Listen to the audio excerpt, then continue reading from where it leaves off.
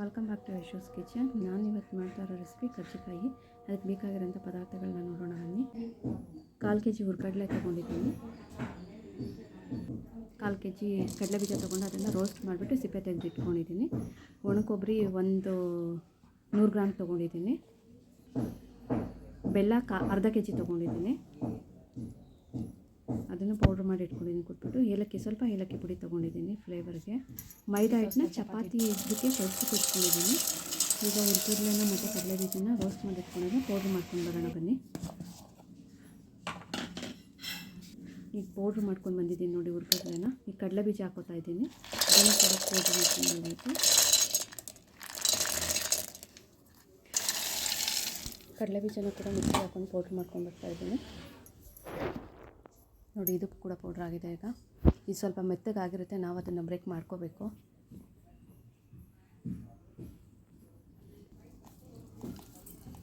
ಎಲ್ಲ ಒಂದು ಪಾತ್ರೆಗೆ ಹಾಕ್ಕೊಂಡು ಮಿಕ್ಸ್ ಮಾಡ್ಕೊತೀನಿ ನಾನು. ಇವಾಗ ಕಡಲೆನ ಪುಡಿ ಮಾಡಿ ಹಾಕ್ಕೊಂಡಿದ್ದೀನಿ, ಕಡಲೆ ಬೀಜನ ಪೌಡ್ರ್ ಮಾಡಿ ಹಾಕ್ಕೊಂಡಿದ್ದೀನಿ. ಅದಕ್ಕೆ ಬೆಲ್ಲ ಹಾಕ್ಕೊತಾ ಇದ್ದೀನಿ. ಅರ್ಧ kg ಬೆಲ್ಲ ಹಾಕ್ಕೊತಾ ಇದ್ದೀನಿ. ಅದನ್ನು ಪುಡಿ ಮಾಡಿ ಇಟ್ಕೊಂಡಿದ್ದೀನಿ. ಈಗ ಒಣ ಕೊಬ್ಬರಿ ಹಾಕ್ಕೊತಾ ಇದ್ದೀನಿ 100 ಗ್ರಾಮು. ಏಲಕ್ಕಿ ಪುಡಿ ಹಾಕೋತಾ ಇದ್ದೀನಿ.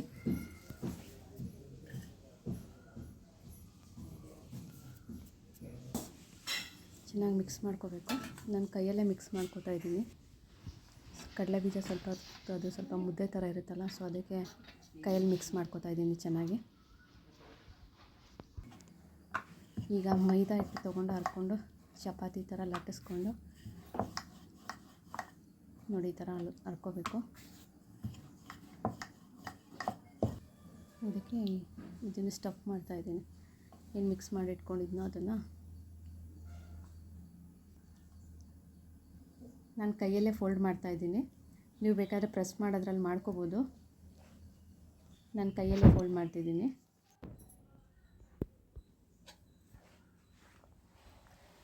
ಫೋಲ್ಡ್ ಮಾಡೋದ್ರಲ್ಲೂ ಕೂಡ ಮಾಡ್ತಾಯಿದ್ದೀನಿ. ನಿಮಗೆ ಯಾವ್ದು ಕಂಫರ್ಟಬಲ್ಲೋ ಅದರಲ್ಲಿ ನೀವು ಮಾಡ್ಕೊಳ್ಳಿ.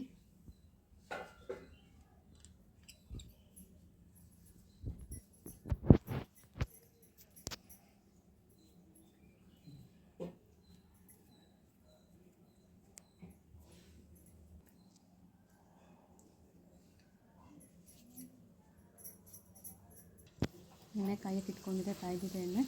ಈಗ ಮಾಡಿ ಇಟ್ಕೊಂಡಿರೋದನ್ನ ಎಣ್ಣೆನ ಸೇರಿಸ್ಕೊಳ್ಳೋಣ.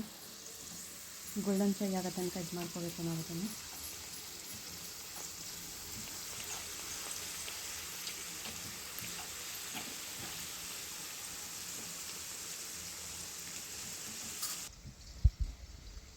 ಫ್ರೈ ಆಗ್ತಾಯಿದೆ ನೋಡಿ.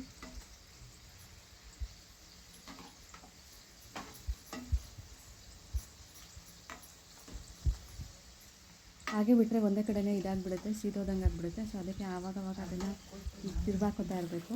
ನೋಡಿ ಇವಾಗ ಗೋಲ್ಡನ್ ಫ್ರೈ ಆಗ್ತಾಯಿದೆ. ಎರಡೆರಡು ಸೈಡನ್ನು ಇದು ಮಾಡಬೇಕು ನಾವು. ಈ ಕಲರ್ ಬರಬೇಕು. ಈಗ ಆಯಿತು ಅಂತಂದರೆ ತಿನ್ನೋದಕ್ಕೆ ಕ್ರಿಸ್ಪಿಯಾಗಿ ಚೆನ್ನಾಗಿರುತ್ತೆ.